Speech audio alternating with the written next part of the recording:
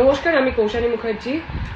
আজকে 27শে এপ্রিল আর আমার আসার কথা ছিল করিমপুর বিধানসভায় সোহম চক্রবর্তীর নির্বাচনী প্রচারে। আর খুব দুঃখের সাথে বলতে হচ্ছে যে আমি আজকে সশরীরে আসতে পারলাম না।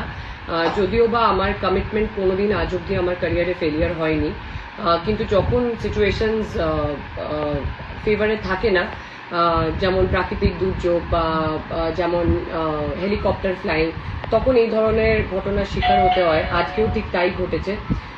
আমি সকাল থেকে প্রচার করছি মগরাহাট, তারপর কাটওয়া, আর সেখান থেকে আমার হেলিকপ্টার ছিল টু তেহাট্টো, আর সেখান থেকে বাই রোড আমার করিমপুর পৌঁছানোর কথা ছিল।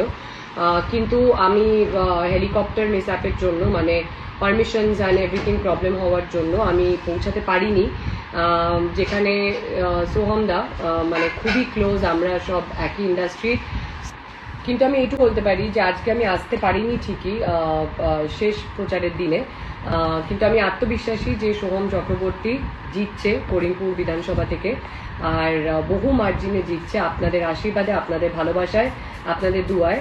আর আপনাদের কাছে কামনা করব যে মমতা বন্দ্যোপাধ্যায় হাত শক্ত করুন, সোহম চক্রবর্তীকে প্রচুর প্রচুর প্রচুর মার্জিনে বিপুল ভোটে জয়যুক্ত করুন।